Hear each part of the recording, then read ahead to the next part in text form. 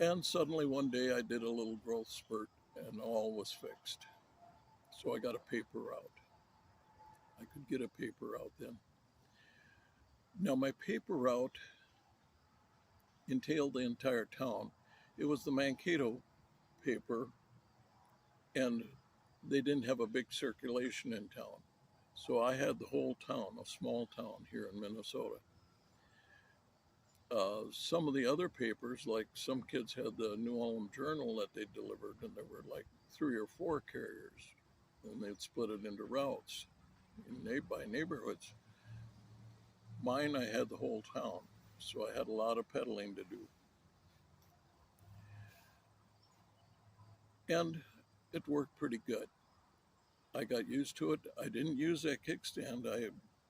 We had the policy of the newspaper was to put the paper in the doors, so you had to get off your bike at every stop, every customer, and that kickstand was a nuisance. So I figured out quickly I could lean the bike against trees and houses and different things, or even lay it on the ground, run the paper up and come back and not even mess with that kickstand. But it was a nuisance. One day I was going through town. I mentioned that my route entailed the entire town. And at one point I had to go through downtown. And I was pedaling along through town, going to the south end of town, get my customers over there. And I went by a hardware store. It was a big old fashioned hardware store with the front plate glass windows where they put things on sale in. And as I rode by, I looked in the window and there was a bike in the window. Oh, it was a beautiful bike. Brand new. It was sleek. It looked like it could fly down the road. And it was a red color, not a fire engine red, not a bright red, but a darker red. It was a beautiful bike. After that, every day on my bike route, I would stop for a few minutes and look in that window at that bike. I just loved that bike. Dad always said someday he'd buy me a new bike, but would make do for Black Beauty for the time being. This is the bike I would want. One day I stopped to do my daily look at the bike, and a man came out of the store and he said, "Hey kid." And right away, the guilt of a young person, I thought he was chasing me away. He said, "No, no, wait, I want to talk to you." And so I stopped and I said, "What's up?" And he said, I noticed you looking at that bike in the window every day. Would you like a close look at it? And I said, "You bet." So I parked my bike outside, Black Beauty outside, and followed the man into the store. And we went behind the window display where I could get right up close to that bike and look at it. And, oh, it was beautiful. I said, are you interested in buying it?" I said, "Well, I'd love to, but I don't have enough money. I've got just a paper route." Times were tough in the early 50s. They called it a recession. My dad worked and worked hard. My mother worked also, but money was pretty tight. And I understood that. Well, he said, "I want you to talk to a lady in our office."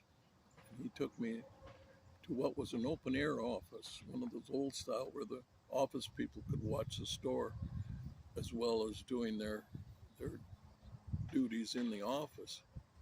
And there was a lady sitting at a desk, and he took me up and introduced me. And she started questioning me, said, "I hear you like that bike out there in the window."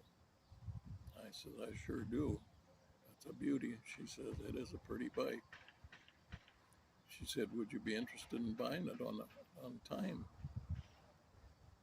And I had no idea what she was talking about. But I said, "Well, I'd be interested in anything." She says, "Well, you you obviously have a job. You are delivering papers, so you got an income. And I said, yeah, but I don't have any money saved. I spend it all. She said, well, let's sit down and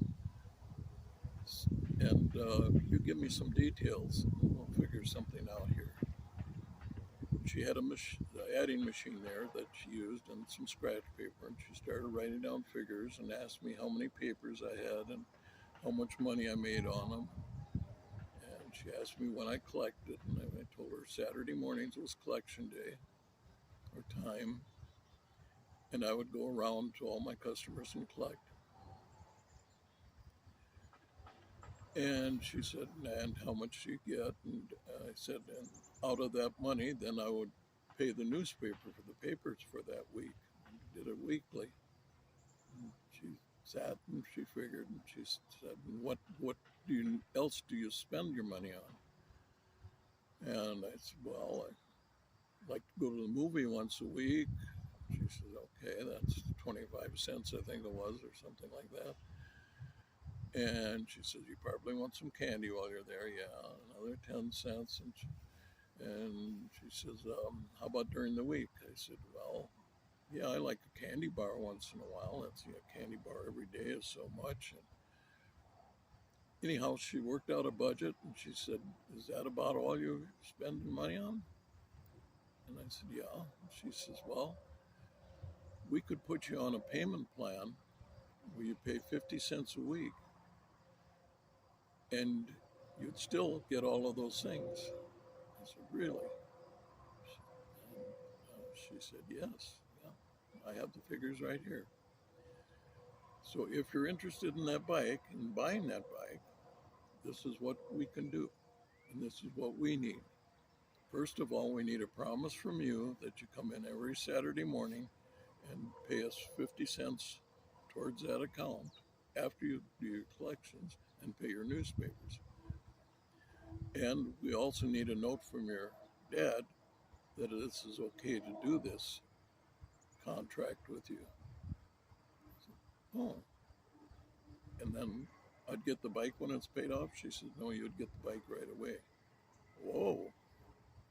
Then my eyes lit up. Well, that night at supper, which was a good time to hit Dad, when he was a captive audience, and I told him about my visit with the lady at the hardware store and about this bike. And he said, yeah, that sounds like a good deal.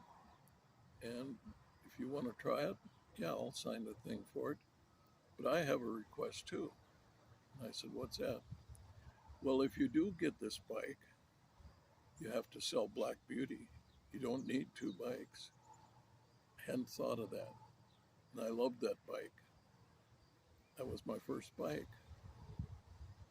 But this new bike looked so neat.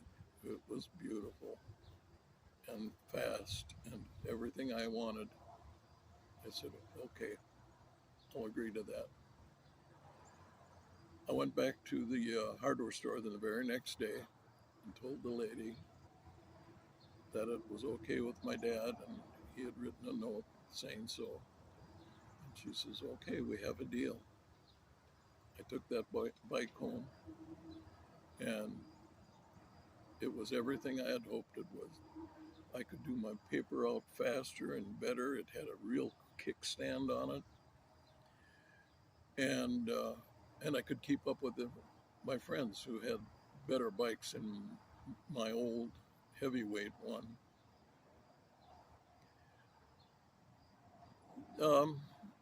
About a week went by,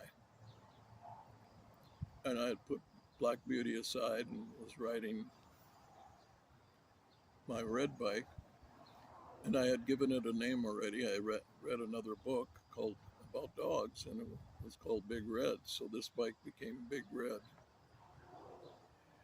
And I was riding Big Red every day on my paper out. Now, our papers were delivered to our front yard on the boulevard. They were dropped.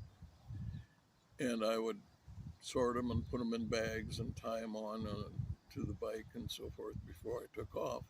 It took a few minutes to get ready to go. And one day I was out on the boulevard getting my paper route organized, ready to go. And a man that lived across the street over a house, a neighbor, came walking across the street towards me. I thought maybe he was looking for my dad, who was at work yet. And when he got close enough, I said, "If you're looking for my dad, he isn't home yet." He said, "No, I want to talk to you." Oh, once again, guilt kicked in. What did I do wrong? He said, "I see you got a new bike." I said, "Yeah, this is it." He says, "That's on a pretty bike." I said, "Yeah, really like it." He says, "What did you do with your old bike?" "Oh, it's in the backyard. Dad was going to put an ad in the paper and try and sell it for me." He says, but he keeps forgetting to put an ad in the paper. He has to stop by the newspaper to do so. He says, "Well, would you tell him for me that I would like to talk to you about buying that bike first before he advertises it?"